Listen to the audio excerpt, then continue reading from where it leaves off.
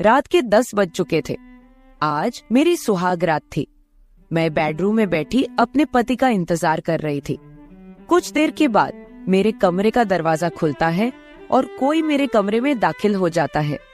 जब मैंने अपनी नजरें उठाकर देखा तो मेरे होश ही उड़ गए, क्योंकि अंदर आने वाला इंसान मेरा पति नहीं बल्कि मेरा ससुर था।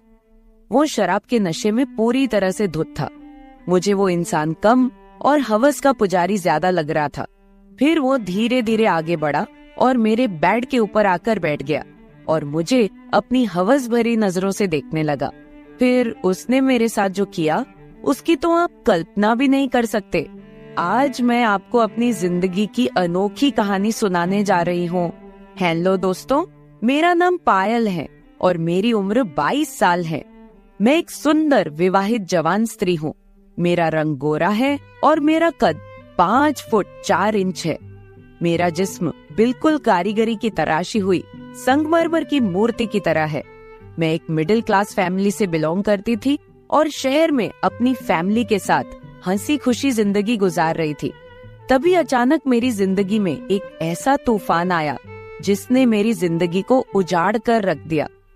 मुझसे भूल हो गई थी कि मैं किसी को प्यार कर बैठी थी, लेकिन हमारे गांव के लोग पुरानी रस्मों रिवाज के मुताबिक चलते थे, क्योंकि मैं जिस गांव से थी वहां पर मोहब्बत करना पाप समझा जाता था।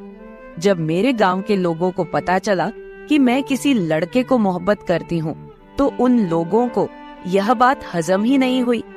पूरे गांव के लोगों ने मेरे घर वालों का जीना मुश्किल कर दिया। इसी बात से तंग होकर मेरे पापा ने फैसला लिया कि वह जल्द से जल्द मेरी शादी कर देंगे।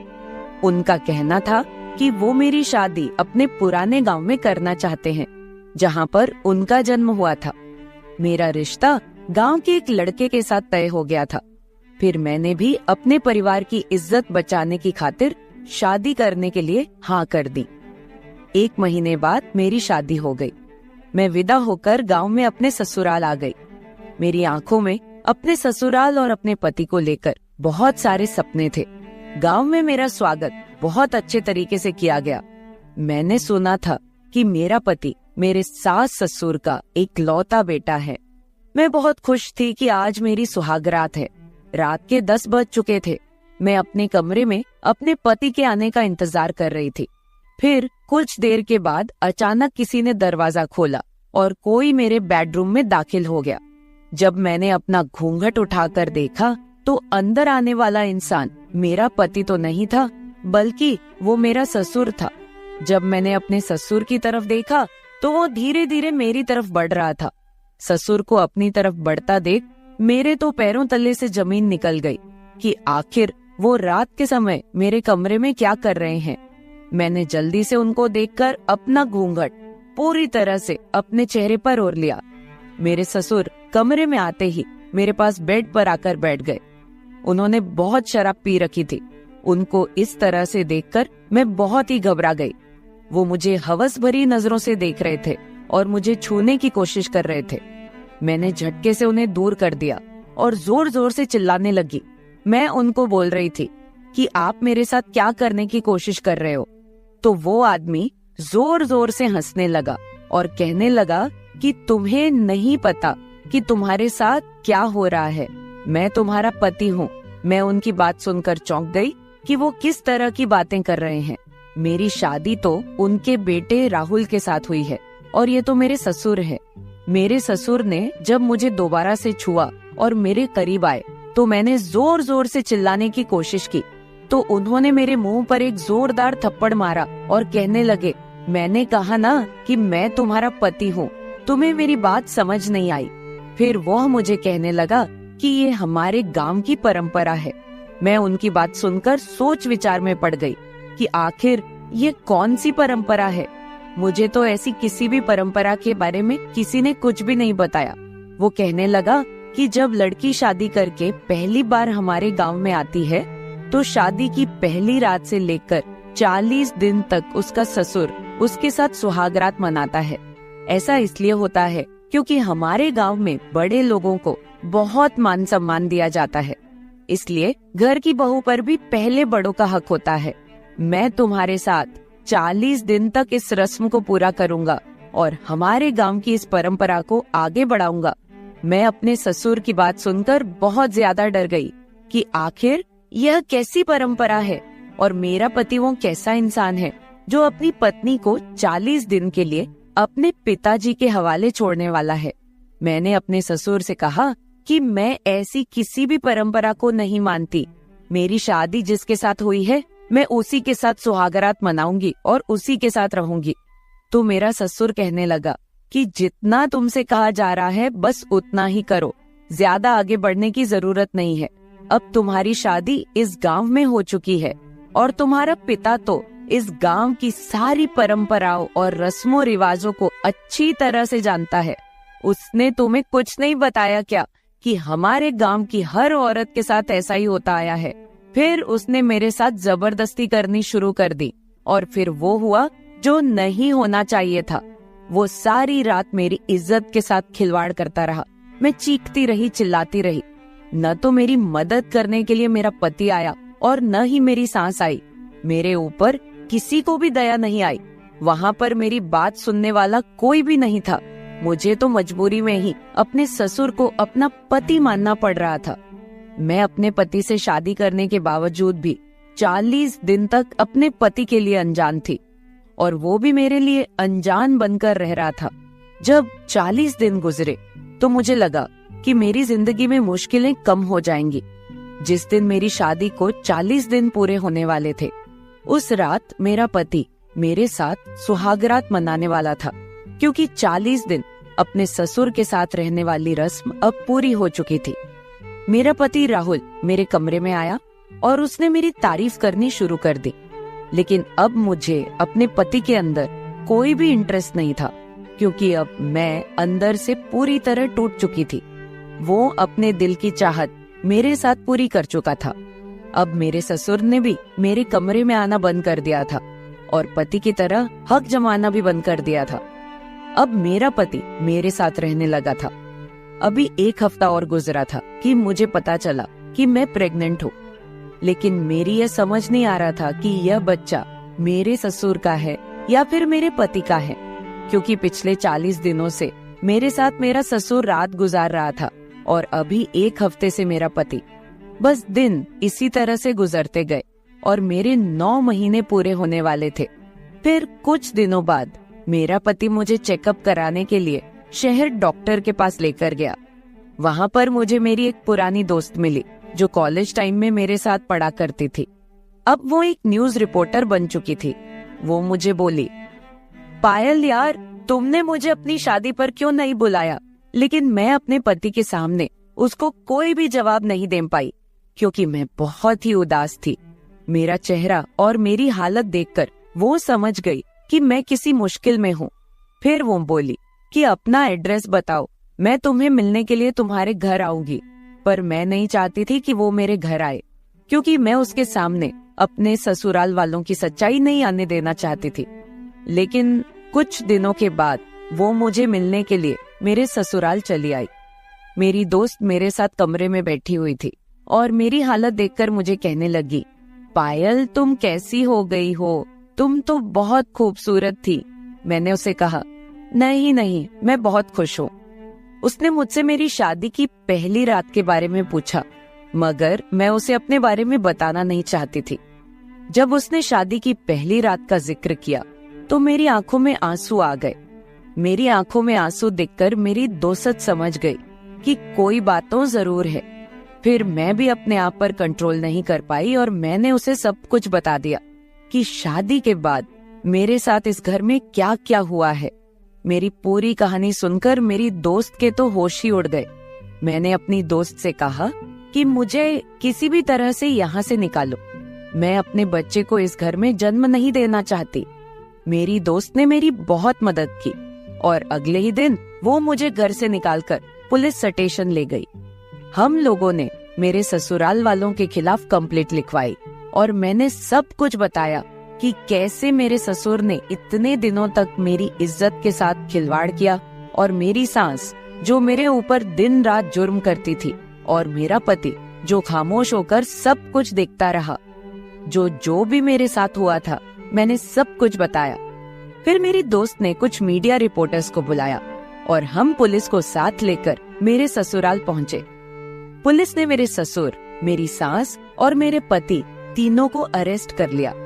अब वो तीनों जेल के अंदर अपने गुनाहों की सजा पूरी कर रहे हैं। फिर मेरी दोस्त मुझे अपने घर ले आई, क्योंकि मैं वापस अपने माता पिता के पास भी नहीं जाना चाहती थी, क्योंकि उन्होंने तो मुझे इस नर्क में डाला था। कुछ दिनों के बाद मैंने एक बच्चे को जन्म दिया। अब मैं अपनी दोस्त के पास रहकर एक नौकरी कर रही हूँ, अपना और अपने बच्चे का पेट पाल रही हूँ। तो मेरे प्यारे दोस्तों, अगर आप लोगों को मेरी ये कहानी पसंद आई हो तो चैनल को सब्सक्राइब जरूर कर ले और बेल नोटिफिकेशन ऑन कर ले। एक प्यारा सा कमेंट करके बताए कि आपको मेरी स्टोरी कैसी लगी। कल मिलेंगे एक और वीडियो के साथ। बहुत ज्यादा दर्द हो रहा था। वह खुद ही कटोरी में तेल लेकर कमर पर लगाने की कोशिश कर रहे थे, लेकिन उनका हाथ अच्छे से नहीं पहुंच रहा था। वो मुझे बोल रहे थे, सोनाली, जब तुम्हारी माँ रहती थी तो कभी कभी मेरी कमर की मालिश कर दिया करती थी, पर अब मैं अकेला हो गया हूँ तो क्या करूँ। ये सुनकर मुझे अच्छा नहीं लगा। मैंने उनको कहा, कोई बात नहीं पिताजी, मैं आपकी कमर की मालिश कर देती हूँ। आप बिल्कुल भी चिंता मत करो, भले ही मैं आपकी सौतेली बेटी हूँ। जब आप मेरे लिए इतना कुछ कर रहे हो तो क्या मैं आपके लिए कुछ भी नहीं कर सकती। मैं उनके हाथ से कटोरी लेकर उनकी कमर में तेल लगाने लगी। तेल लगाते लगाते कुछ ऐसा हुआ कि मेरे प्यारे दोस्तों, कहानी में आगे बढ़ने से पहले चैनल को सब्सक्राइब जरूर कर ले और बिल नोटिफिकेशन ऑन कर ले, ताकि आपको आने वाली स्टोरी आसानी से मिल सके। मेरा नाम सोनाली है। मैं 24 साल की खूबसूरत औरत हूँ। अभी 15 दिन का मेरा एक बेटा है। आज मैं आपको पूरी कहानी बताती हूँ, ताकि आपको पता चले कि मैंने कैसे अपने पिता के साथ पुत्र रत्न प्राप्त किया। और आज मैं बहुत ही खुश हूँ। मेरे साथ मेरे ससुर, मेरे पति सारे खुश हैं। पर यह सब कैसे हुआ, क्यों हुआ? क्या मेरे पति को इसके बारे में पता है? क्या मेरे परिवार को इसके बारे में पता है? आज यह सब कुछ आपको अब मैं बताने वाली हूँ। मैं ऐसे उत्तर प्रदेश के बरेली जिले के एक बहुत गरीब घर की रहने वाली हूँ। मेरे पति बचपन से ही मुंबई में रहे थे। उनके हमारे गांव में रिश्तेदार थे, इस वजह से वह आया जाया करते थे। मेरे घर के सामने ही उनके रिश्तेदारों का घर है, इस वजह से नैन मटक का हमेशा हम दोनों के बीच में चलते रहता था। इस वजह से मैं उनके चक्कर में आ गई। मुझे लगा कि अब मैं भी मुंबई चली जाऊंगी और वहीं पर ऐश करूंगी, मजे करूंगी। इसलिए मैंने उनके साथ प्रेम विवाह कर लिया और मुंबई आ गई। पर जब मैं मुंबई आई तो मैं हैरान हो गई। जैसा मेरे पति ने बताया था कि मैं इतना कमाता हूँ, मेरा घर ऐसा है, मेरे घर में सब कुछ है, पर वैसा कुछ भी नहीं था। मैं प्यार में इतनी ज्यादा अंधी हो गई थी कि मैंने सही को सही नहीं समझा और गलत को गलत नहीं समझा। मेरे घर वाले मुझे मना करते रहे कि तुम इसके साथ शादी मत करो, पहले जाकर सब कुछ चेक करेंगे, मुंबई जाकर देखेंगे कि लड़के के पास कुछ है भी या नहीं। पर मैंने उन लोगों को मना कर दिया था कि लड़के को देखने की जरूरत नहीं है, मैंने देख लिया है, और रही बात जैसे वो रखेगा वैसे ही मैं रह लूंगी। मैं भी मुंबई जाकर काम कर लूंगी और वही जाकर बस जाऊंगी, जैसे और भी मेरे गांव की लड़कियों ने ऐसा किया है। मुझे भी लगा था कि जिंदगी इतनी आसान होती है, अपने पति के साथ रहूंगी और खूब ऐश करूंगी। पर दोस्तों, ये सब सपने की बात होती है, हकीकत में यह सब बातें नहीं होती। खैर जाने दीजिए, वो बहुत पुरानी बात हो गई है। अब मैं उसके साथ शादी करके फंस गई हूँ तो क्या कर सकती हूँ। शादी के कुछ वक्त बाद ही मैं जान गई थी कि मेरा पति मुझे अच्छी जिंदगी नहीं दे सकता। हमारी शादी को 2 साल बीत चुके थे, मुझे अभी तक कोई बच्चा नहीं हुआ था। मेरे पास इलाज कराने के भी पैसे नहीं थे। बड़ी मुश्किल से मैं खाना खा पाती थी, क्योंकि मेरा पति उतना ज्यादा पैसा नहीं कमाता था। मैं अपना दुख किसको बताती। मेरी शादी के 2 महीने बाद मेरी माँ की भी मौत हो चुकी थी। जब मैं 10 साल की थी, उस वक्त मेरी माँ ने दूसरी शादी कर ली थी। मेरे पिताजी मेरी माँ से बहुत कम उम्र के थे। उनकी और मेरी उम्र में कोई ज्यादा अंतर नहीं था। वो मुझे बहुत ज्यादा प्यार करते थे। बच्चा ना होने की वजह से जब मैं इलाज करवा कर थक गई तो मैंने अपने पिताजी को फोन किया और अपने बारे में सब कुछ बताया। मेरे पति ने भी उनके साथ बात की और सब कुछ बताएं कि ऐसा ऐसा बात है, बच्चा नहीं हो रहा है।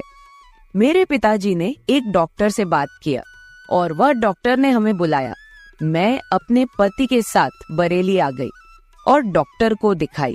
डॉक्टर ने कुछ टेस्ट करने को कहा। मेरा चेकअप हुआ और मेरे पति का भी चेकअप हुआ।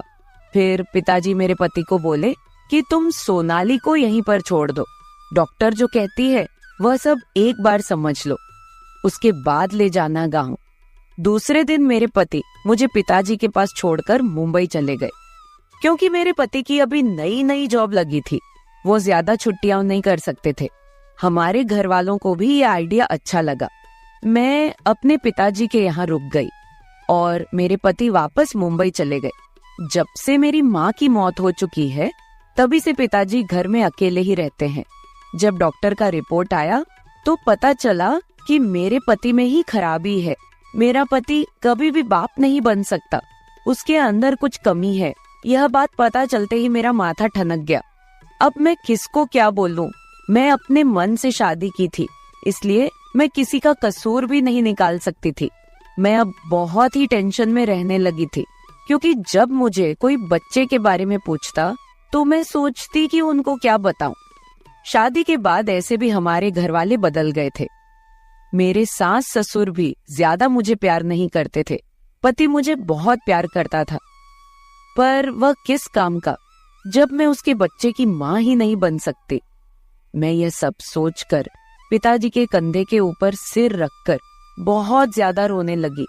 पिताजी मुझे दुलार कर रहे थे, प्यार कर रहे थे। वो समझा रहे थे, क्या करोगी सोनाली, जो किस्मत में है वही होगा। मैं भी समझ गई, जो किस्मत में है अब उसको तो कोई काट नहीं सकता और मैं पति तो बदल नहीं सकती। पर मेरे पिताजी ने एक बात बताई कि देखो सोनाली, अभी यह सब बात तुम अपने पति को मत बताना। तुम कहना कि मैं यहीं रहकर इलाज करवाऊंगी। डॉक्टर बोली है कि यहीं पर रहो और इलाज करवाओ। फिर धीरे धीरे मेरा पिताजी के साथ संबंध और भी ज्यादा अच्छा हो गया। पिताजी को भी एक कंपनी मिल गई थी और मैं भी खुश थी। अच्छे से खा पी रही थी, घूमती थी। मैं धीरे धीरे हंसने बोलने लगी थी। दुख दूर हो गया था। मेरे पिताजी बड़े ही रोमांटिक किस्म के इंसान हैं। फिर एक दिन की बात है, पिताजी की कमर में बहुत ज्यादा दर्द हो रहा था। वह खुद ही कटोरी में तेल डालकर बोले कि आज मैं अपने से ही तेल लगा लेता हूँ।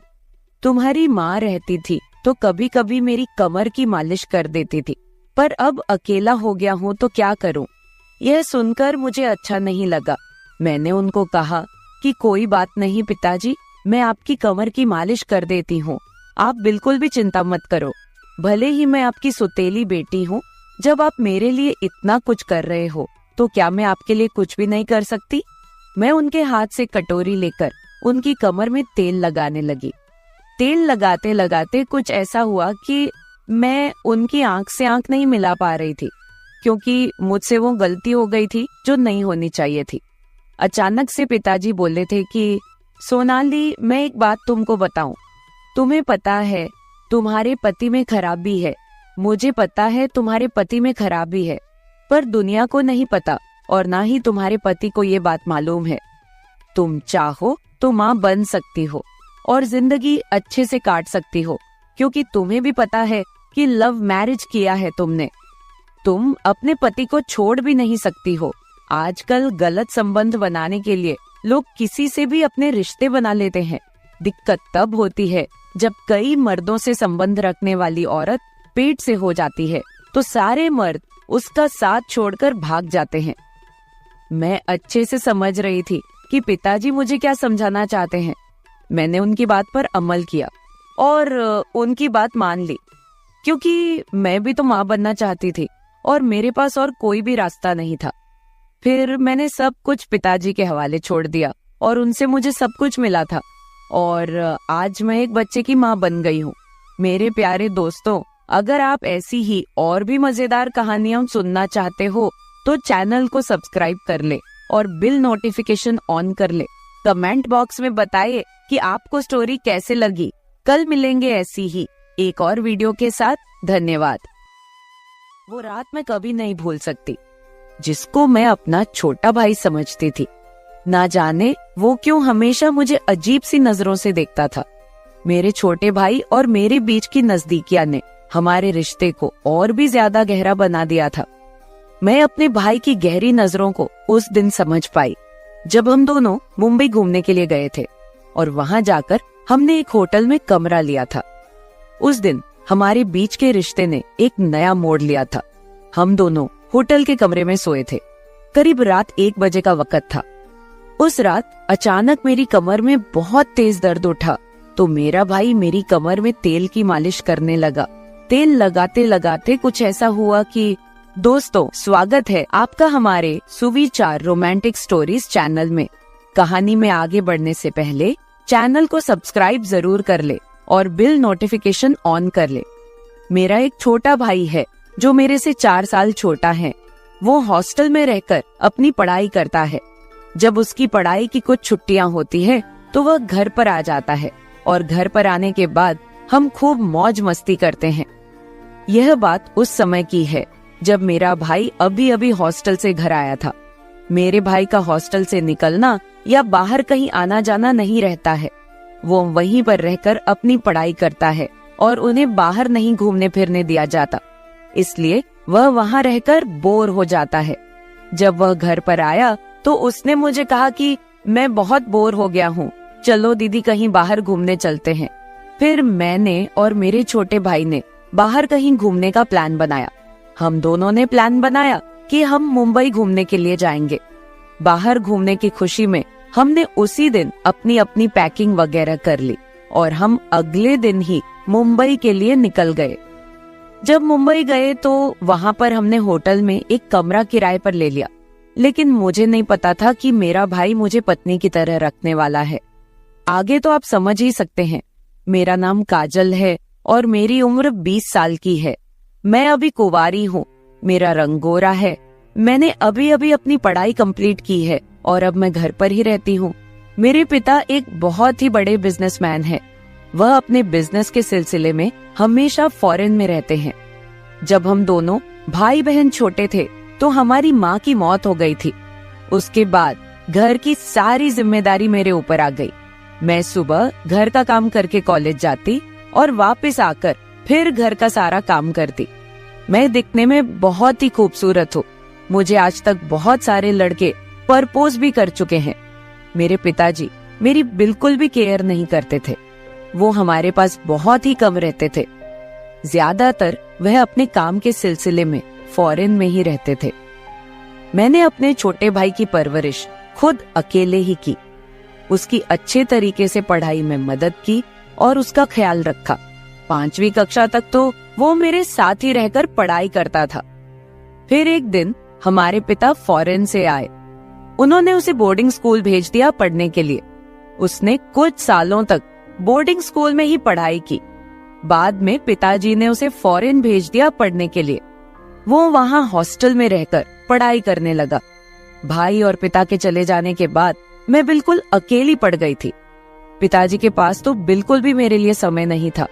मैं घर पर बिल्कुल अकेली रहती थी और इसी वजह से धीरे धीरे यह अकेलापन मुझे काटने लगा। भाई मेरा कभी कभी फोन पर बात करके हालचाल ले लिया करता था। पिताजी तो मुझे कभी फोन तक नहीं करते थे। मुझे ऐसा लगने लगा था कि मेरे पिताजी ने फॉरेन में दूसरी शादी कर रखी है। मैंने यह बात अपने भाई से कभी नहीं बताई। मैं नहीं चाहती थी कि मेरे भाई के अंदर हमारे पिता के लिए कोई कड़वाहट हो। मैं तो चाहती थी कि मेरा भाई बिना किसी चिंता किए अपनी पढ़ाई पूरी करे और जल्दी से अपने घर आ जाए। इसीलिए मैं बस चुपचाप सब कुछ सह रही थी।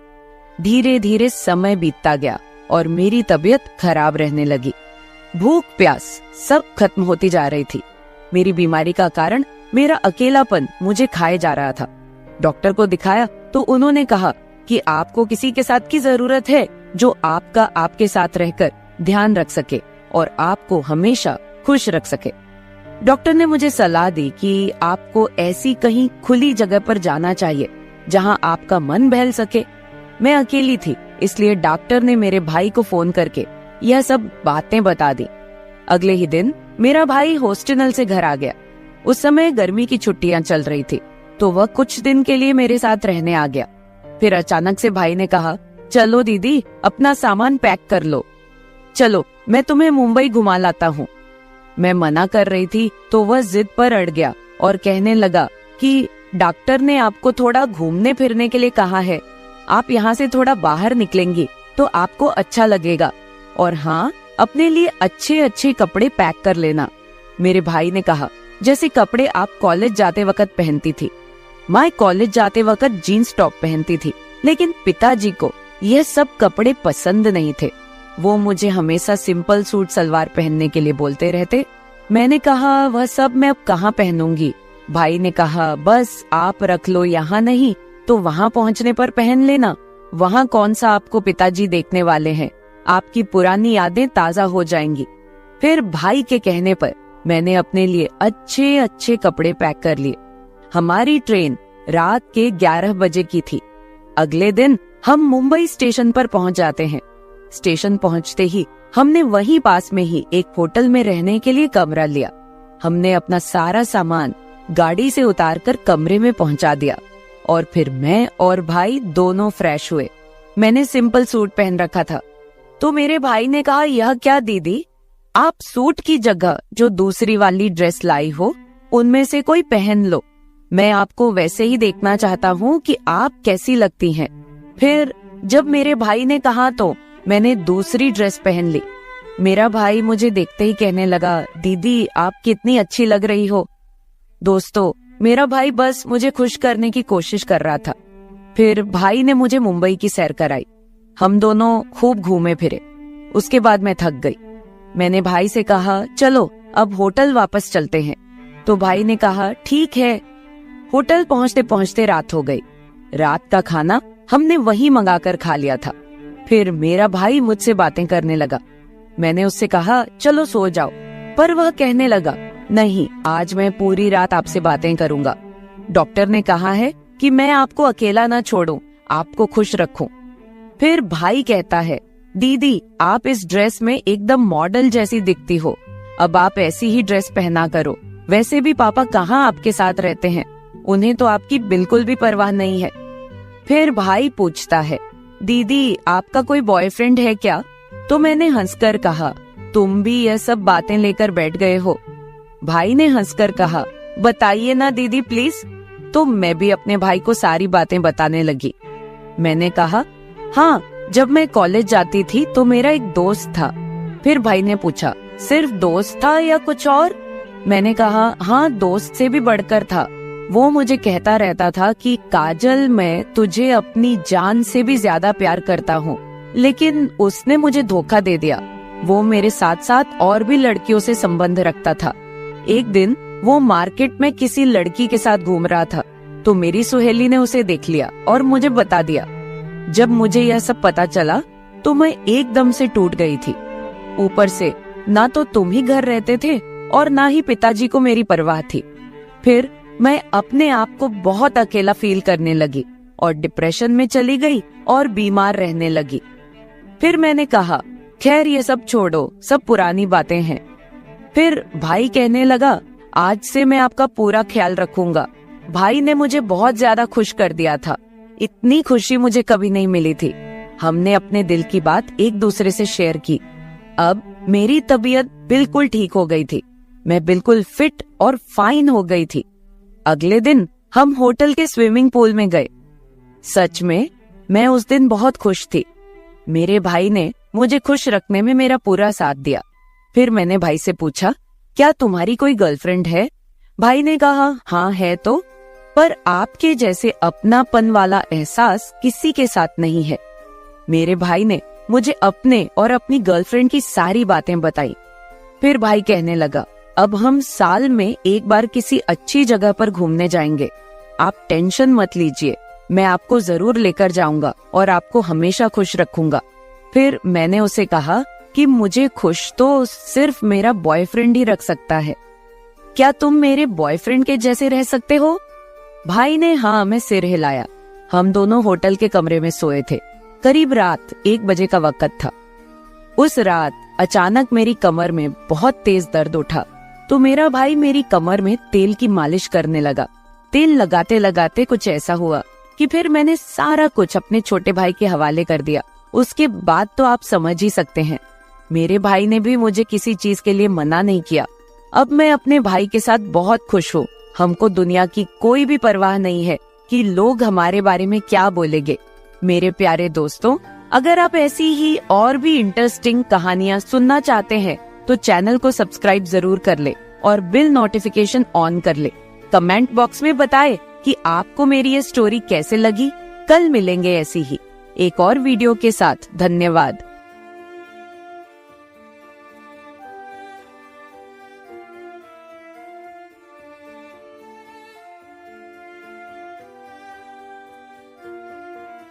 जिसको मैं अपना शरीफ बाप समझती थी, मुझे नहीं पता था कि वो एक हवस का पुजारी निकलेगा। मेरे तो उस वक्त होश ही उड़ गए जब मेरे पिता ने मेरे सामने एक ऐसी शर्त रखी। हेलो दोस्तों, मेरा नाम रितिका है। मैं 21 साल की हो चुकी हूँ।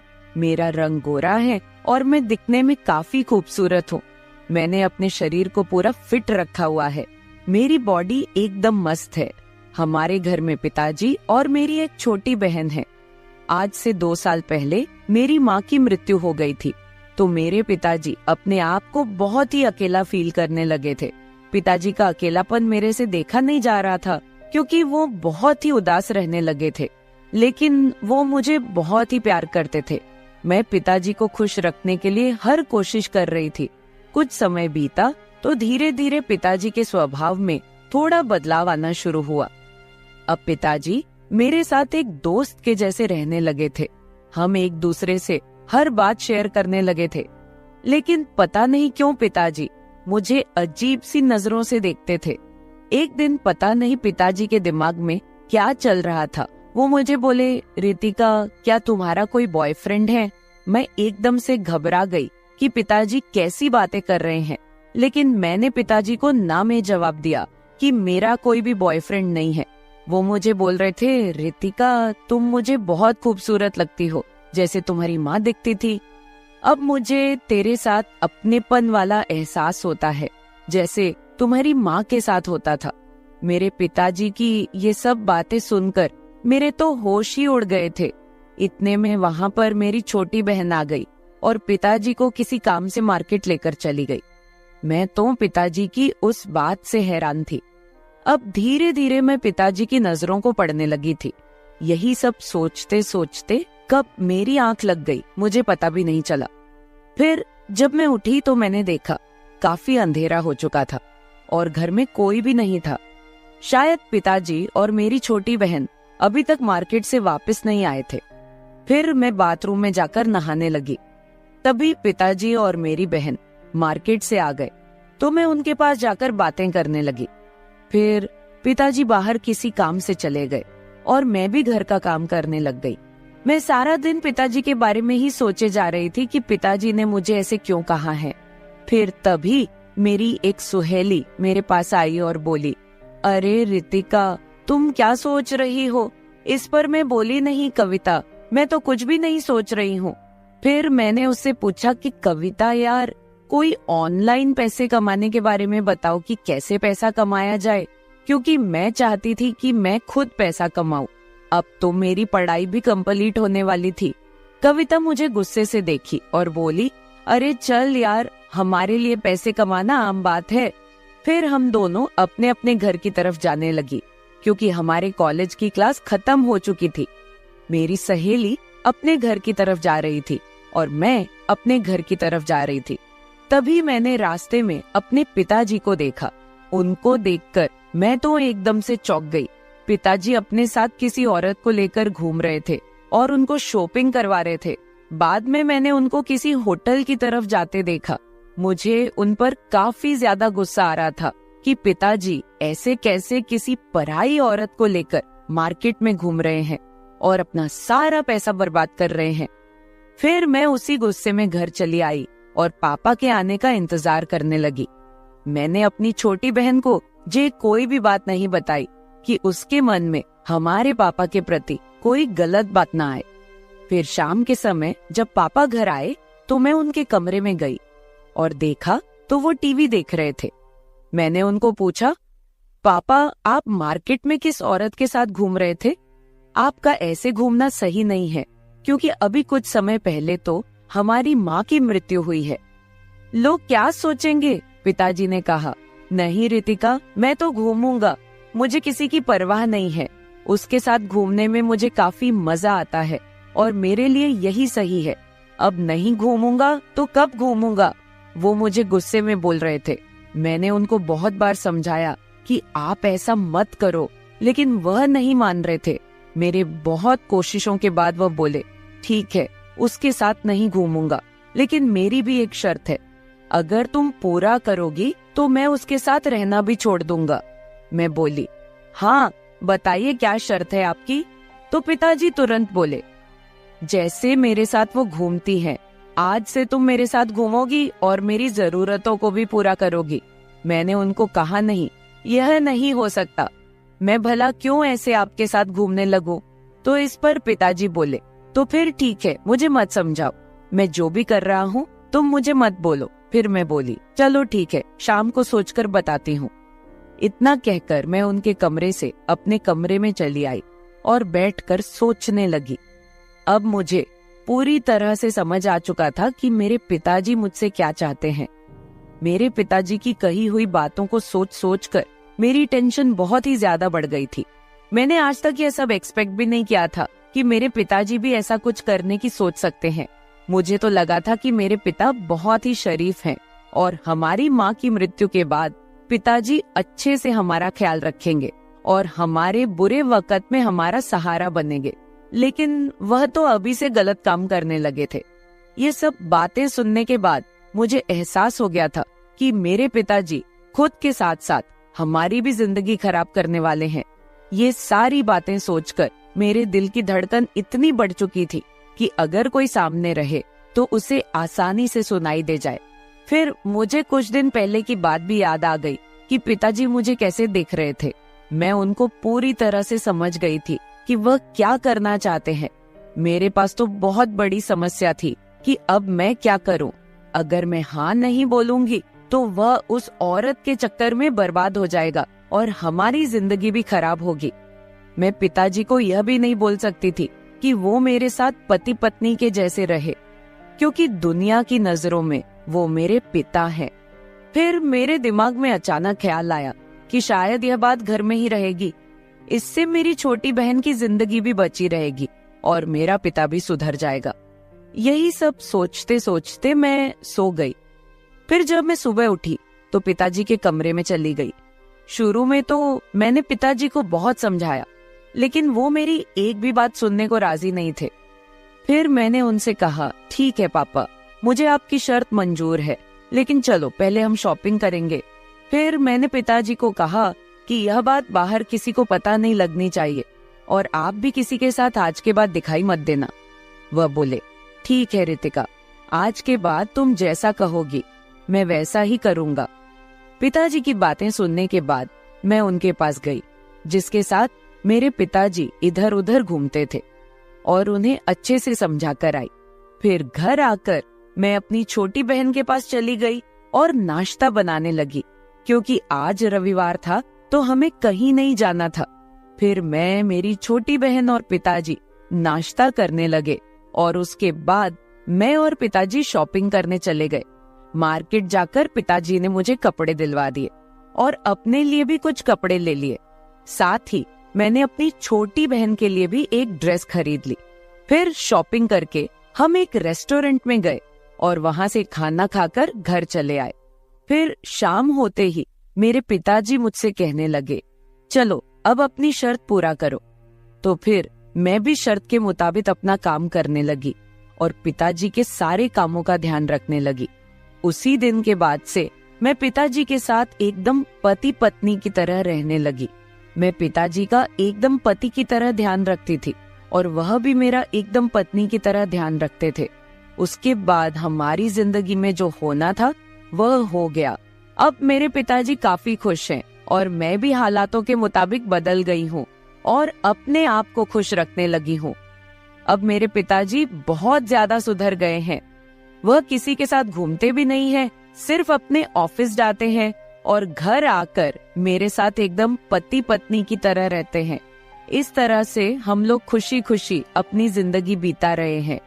आप सभी लोग मुझे गलत मत समझना, मुझे तो मजबूरी में ही अपने पिता की सारी बातें माननी पड़ी थी, लेकिन इसमें मेरा कोई भी घाटा नहीं था, क्योंकि अगर मैं पिताजी का ध्यान नहीं रखूंगी तो फिर कौन रखेगा।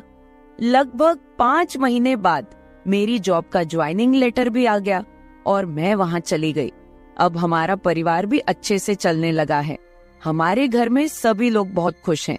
अगर मैंने उस दिन अपने पिताजी को नहीं समझाया होता तो वह आज पता नहीं पिताजी कहाँ कहाँ अपने गलत संबंधों को अंजाम दे रहे होते और खुद के साथ साथ मेरी और मेरी छोटी बहन की जिंदगी खराब कर देते। इस तरह से मैं और मेरे पिताजी ने एकदम पति पत्नी की तरह रहकर हमारे घर को बचा लिया। और आगे तो आप समझ ही सकते हैं, वो तो आप सब जानते ही हो। तो मेरे प्यारे दोस्तों, अगर आप लोगों को मेरी ये वीडियो पसंद आई हो तो चैनल को सब्सक्राइब जरूर कर ले और बिल नोटिफिकेशन ऑन कर ले। एक प्यारा सा कमेंट करके बताए कि आपको मेरी स्टोरी कैसी लगी। कल मिलेंगे एक और वीडियो के साथ। धन्यवाद।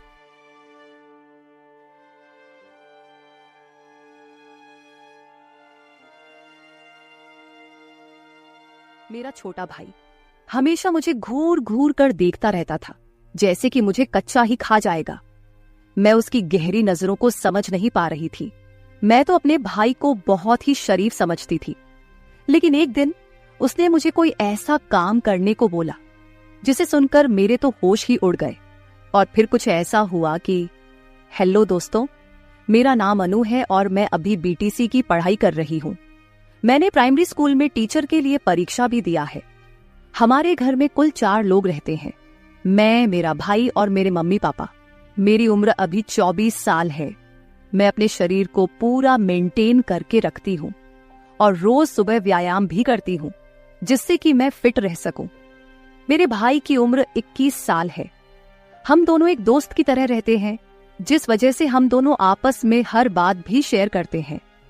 एक दिन मैं अपने भाई से कुछ सीक्रेट बातें कर रही थी। मैंने उससे पूछा, सचिन तुम्हें कोई पसंद है क्या? सचिन बोला, नहीं दीदी, अभी तक ऐसी कोई नहीं मिली। अगर आप जैसी मिले तब तो प्रयास करूंगा। इतने में वहां पर मम्मी आ गई और सचिन को किसी काम से बाहर लेकर चली गई। मेरे भाई के मुंह से आप जैसी बात सुनकर मेरे तो होश उड़ गए थे। मैं बस उसके ही बारे में सोच रही थी। यही सब सोचते सोचते कब मेरी आंख लग गई मुझे पता ही नहीं चला। फिर जब मैं उठी तो मैंने देखा घर में कोई भी नहीं था। शायद मम्मी और सचिन अभी तक नहीं आए थे। फिर मैं बाथरूम में जाकर नहाने लगी। तभी माँ और सचिन भाई मार्केट से आ गए तो मैं उनके पास जाकर बातें करने लगी। फिर वो अपने स्कूल चला गया और मैं भी अपने कॉलेज चली गई। मैं अपने कॉलेज में जाकर अपने भाई के बारे में ही सोच रही थी, क्योंकि आज तक किसी ने मेरे को ऐसा नहीं कहा था। तभी मेरी एक सहेली मेरे पास आई और बोली, अरे अनु, तुम क्या सोच रही हो? मैंने कहा, मैं तो कुछ भी नहीं सोच रही हूं। फिर मैंने उससे पूछा, नेहा यार, कोई उपाय बताओ कि कैसे पैसा कमाया जाए, क्योंकि अब तो हमारा कॉलेज भी खत्म होने वाला है। नेहा मुझे गुस्से से देखी और बोली, अरे चल यार, हम लड़कियों के लिए पैसा कमाना आम बात है। फिर हम दोनों अपने अपने घर की तरफ जाने लगी, क्योंकि हमारा क्लास खत्म हो चुका था। मेरी सहेली अपने घर की तरफ जाने लगी, इधर मैं भी अपने घर की तरफ जा रही थी। तभी मैंने रास्ते में अपने भाई सचिन को देखा। उसको देखकर तो मेरे होश ही उड़ गए। सचिन अपने साथ किसी को लेकर घूम रहा था। वो दोनों किसी होटल की तरफ जा रहे थे। मुझे उस पर काफी ज्यादा गुस्सा आ रहा था, क्योंकि पापा इतनी मेहनत करके पैसा लाते हैं और हमें पढ़ने के लिए देते हैं, लेकिन ये सारा पैसा बर्बाद कर रहा है। फिर मैं उसी गुस्से में घर चली आई और सचिन के आने का इंतजार करने लगी। मैं मम्मी पापा को भी ये सब बातें बताना चाहती थी, लेकिन मैंने नहीं बताया कि शायद उन्हें ठेस पहुंचेगी। फिर शाम के समय जब सचिन घर आया तो मैं उसके कमरे में गई और देखा तो वो टीवी देख रहा था। मैंने उससे पूछा, सचिन, तुम मार्केट में ऐसे क्यों घूम रहे थे? उनके साथ मत रहो, वरना तुम्हें बर्बाद कर देंगी। उसने कहा, नहीं दीदी, मैं तो घूमूंगा। उनके साथ घूमने में काफी मजा आता है और मेरे लिए यही सही है। अब नहीं घूमूंगा तो कब घूमूंगा? वो मुझे गुस्से में बोल रहा था। मैंने उसे बहुत बार समझाया कि तुम ऐसा मत करो, लेकिन वह नहीं मान रहा था। मेरे बहुत कोशिशों के बाद वह बोला, ठीक है, उनके साथ नहीं घूमूंगा, लेकिन मेरी भी एक शर्त है। अगर तुम पूरा करोगी तो मैं उनके साथ रहना भी छोड़ दूंगा। मैं बोली, हाँ बताओ क्या शर्त है तुम्हारी? तो सचिन तुरंत बोला, जैसे मेरे साथ वो घूमती है, अब से तुम मेरे साथ घूमोगी और मेरी जरूरतों को भी पूरा करोगी। मैंने उससे कहा, नहीं, ये नहीं हो सकता। मैं भला क्यों तुम्हारे साथ घूमने लगूं? तो इस पर सचिन बोला, तो फिर ठीक है, मुझे मत समझाओ। मैं जो भी कर रहा हूं तुम मुझे मत बोलो। फिर मैं बोली, चलो ठीक है, शाम को सोचकर बताती हूं। इतना कहकर मैं उसके कमरे से अपने कमरे में चली गई और बैठकर सोचने लगी। अब मुझे पूरी तरह से समझ आ चुका था कि मेरा भाई मुझसे क्या चाहता है। फिर मुझे कुछ दिन पहले की बात भी याद आ गई कि वो मुझे क्यों इतने अजीब तरीके से घूर घूर कर देखता था। मेरे भाई की कही हुई बातों को सोच सोचकर मेरी टेंशन बहुत ही ज्यादा बढ़ गई थी।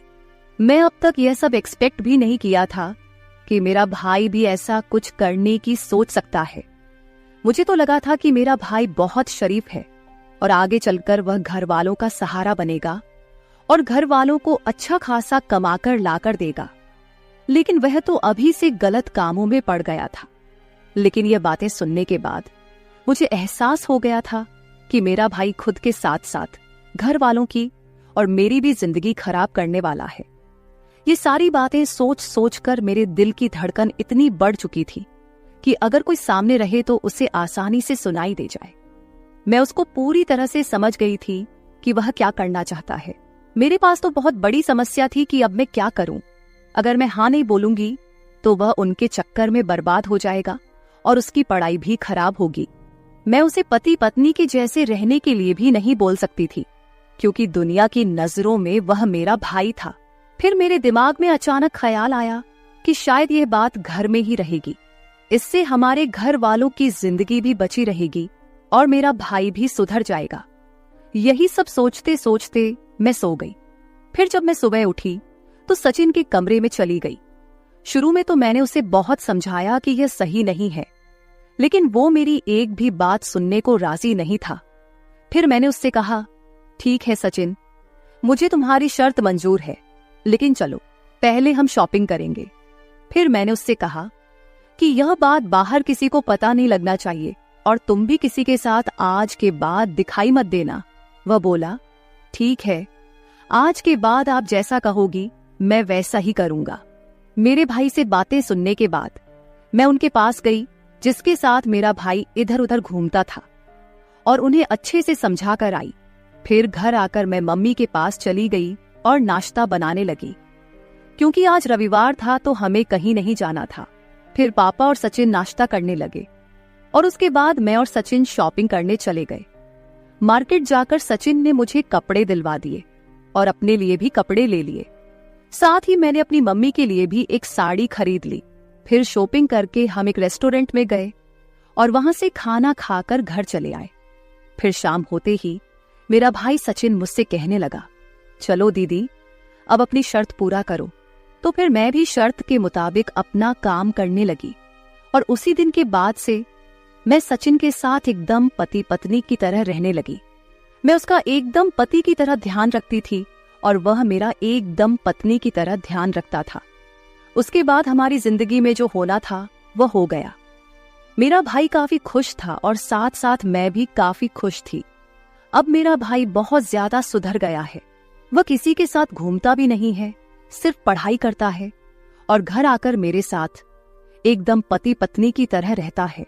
इस तरह से हम लोग खुशी खुशी रहने लगे। आप लोग प्लीज मुझे गलत मत समझना, मुझे तो मजबूरी में ही मेरे भाई को इस तरीके से समझाना पड़ रहा था, क्योंकि अगर मैं उस दिन अपने भाई की बात नहीं मानती तो आज पता नहीं वो कहां कहां गलत काम कर रहा होता और अपने साथ हमारे घर वालों की जिंदगी भी खराब कर देता। लेकिन इसमें मेरा कोई भी घाटा नहीं था, क्योंकि अगर मैं उसका ध्यान नहीं रखूंगी तो फिर कौन रखेगा।